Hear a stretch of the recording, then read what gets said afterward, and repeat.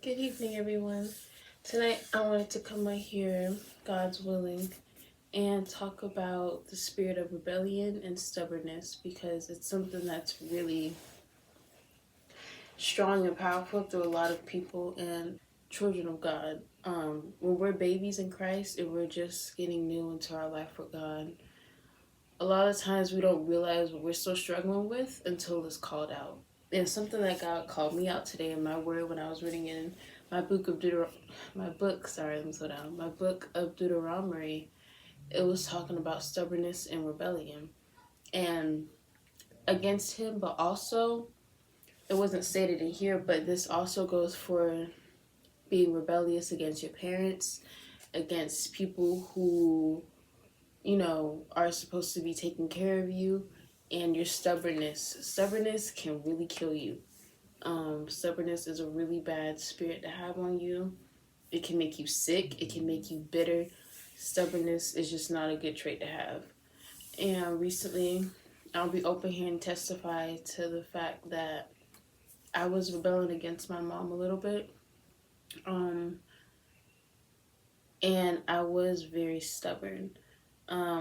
I'll be honest, I still can be very stubborn at times, but now I'm able to catch it and acknowledge it and stop it from going that far.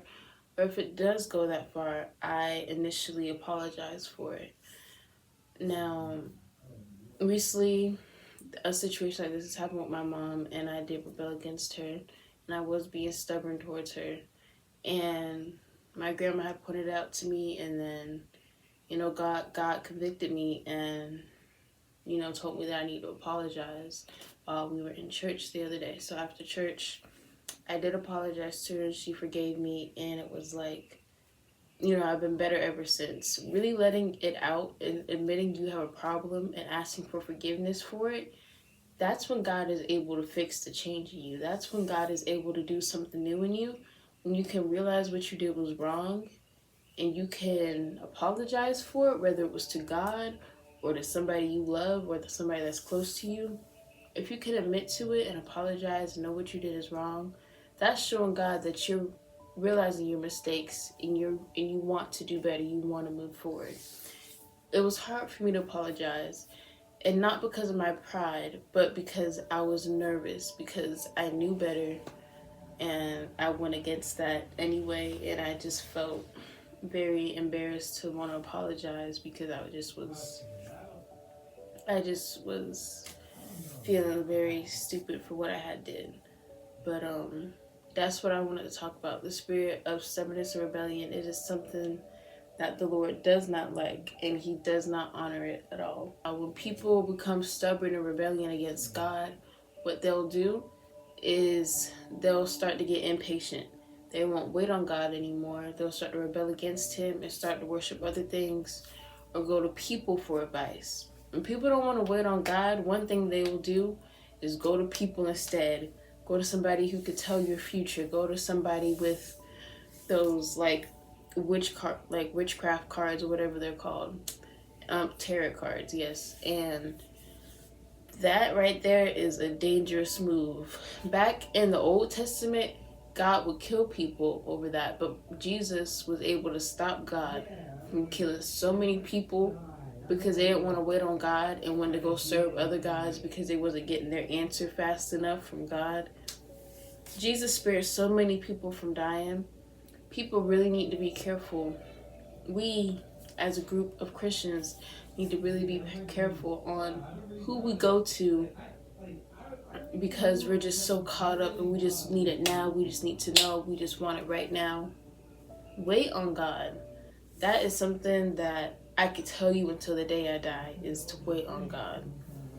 If you're telling God you need something and you really need an answer from Him and He's not answering right when you want Him to, it's because you need to wait, not because you need to act on it at that second. If you ask God for something and He doesn't give you an answer right away, it's because you need to wait. There's a reason why He's not telling you to act on something as soon as the situation comes up. You never know what the other person could be thinking. You never know what could spare up in that midst of that conversation or in that situation speaking too soon. So when you go to other people because God's not giving you your answer quick enough, and this person gives you some information that you was most definitely not supposed to do, but it sounds right to you in the moment because you're just so sparked up or so heated up or you're just so excited, you mess it up. And then you come back to God with your head held low.